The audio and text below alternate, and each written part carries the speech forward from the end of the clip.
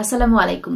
কানাডার ভিজিট ভিসার আবেদনের জন্য অনেকেই জানতে চান যে কি কি ডকুমেন্ট সাবমিট করবেন অ্যাপ্লিকেশনের সাথে।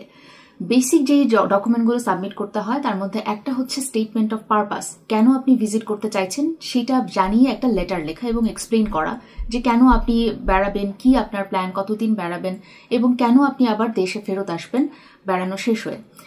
দেশে ফেরত আসার এই ব্যাপারটা খুব গুরুত্বপূর্ণ। দেশে যে ফেরত আসবো আমরা, সেটার জন্য কান্ট্রির সাথে কি কি বন্ধন আছে, কিসের টানে আমি আমার দেশে আবার ফেরত আসবো সেটা দেখাতে হয়। আপনি প্রফেশনালি এখন কোথায় আছেন, কেমন ভাবে এস্টাবলিশড আছেন। আপনি আপনার অফিস থেকে, আপনার এমপ্লয়ারের কাছ থেকে একটা এমপ্লয়মেন্ট সার্টিফিকেট নিতে পারেন। আপনি এর পাশাপাশি নিতে পারেন একটা লিভ গ্র্যান্ট, একটা লেটার যেখানে বলা থাকবে যে আপনাকে এতদিনের জন্য ছুটি দেওয়া হচ্ছে, ছুটি শেষ করলে আপনি আবার জয়েন করবেন। এই ডকুমেন্টটা আপনি দিতে পারেন। পাশাপাশি প্রফেশনাল এই জায়গাটা, এই স্ট্রেংথটা বোঝানোর জন্য আপনার যদি কোনো পিএফ বা প্রভিডেন্ট ফান্ড, গ্র্যাচুইটি ফান্ডের অ্যালোকেশন থাকে সেটাও আপনি সাথে জমা দিতে পারেন। প্রফেশনের পাশাপাশি আমাদেরকে আমাদের ফাইন্যান্সিয়াল টাইও দেখাতে হয়।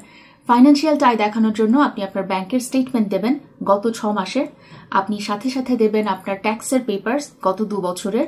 এবং ট্যাক্সের পেপারের ক্ষেত্রে মনে রাখবেন শুধুমাত্র ট্যাক্সের অ্যাকনোলেজমেন্ট স্লিপ বা শুধুমাত্র ট্যাক্সের সার্টিফিকেটটা না দিয়ে আপনি যদি পাশাপাশি ট্যাক্সের যে অ্যাসেসমেন্ট, যেটা রিপোর্টিং করে সেই ডকুমেন্টটা, যেটা সাধারণত 6 থেকে 8 পেজ বা 10 পেজের হয়ে থাকে, সেটাও যদি সাথে জুড়ে দেন তাহলে আপনার ট্যাক্সের সিচুয়েশনটা খুব ওয়েল এক্সপ্লেইনড হয় এবং আপনি যা দাবি করছেন সেটা যে সত্যিকারের দাবি সেটা প্রমাণ করা সহজ হয়। ব্যাংক স্টেটমেন্ট এবং ট্যাক্সের পেপারের পাশাপাশি আপনি সাথে আপনার একটা সিএ ইভ্যালুয়েশনের ডকুমেন্ট দিতে পারেন।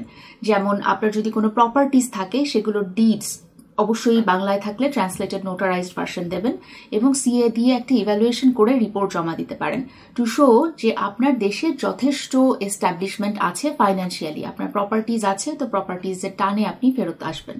কান্ট্রি টাই হিসেবে আপনারা আরো দেখাতে পারেন ফ্যামিলি টাই।